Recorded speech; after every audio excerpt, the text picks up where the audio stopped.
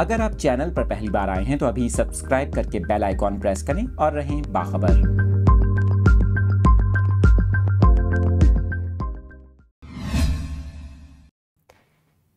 Update कर रहे हैं आपको। तूफानी बारिशों और सैलाब ने बड़े पैमाने पर तबाही मचा दी। आपको बताएं कि 40 घंटों की मुसलसल बारिश ने 140 साला रिकॉर्ड तोड़ दिया, जबकि मूसलाधार बारिशों के बायस मुतादिद अफराद हलाक हो गए, सड़कें ज़ेर-ए-आब आ गईं और तूफानी बारिशों से नशेबी इलाके डूब गए। आपको ये खबर दे रहे हैं चीन से, जहाँ पर दारुल हुकूमत बीजिंग में मुसलसल होने वाली बारिशों ने सैलाबी कैफियत इख्तियार कर ली।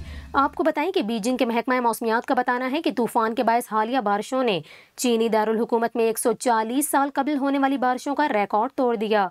आपको बताएं, बीजिंग मेट्रोलॉजिकल सर्विस ने कहा कि इस तूफान के दौरान रिकॉर्ड की गई ज्यादा से ज्यादा बारिश 744.8 मिलीमीटर थी। इसके अलावा रिपोर्ट में बताया गया है कि तूफान से कम से कम 11 अफराद हलाक और 27 लापता हैं, जबकि शहर से 1,27,000 से ज्यादा अफराद को निकाल कर महफूज मकामात पर मुंतकिल कर दिया गया है और शिमाली चीन में दीगर मकामात पर भी 9 अमवात की इत्तला मिली है। आपको बताएं कि तूफान के नतीजे में शिमाली इलाका जात में आने वाले सैलाब से 20 अफराद हलाक हो गए हैं, जबकि फौजी हेलीकॉप्टर बीजिंग में सैलाब मुतासरीन को इमदाद पहुंचा रहे हैं।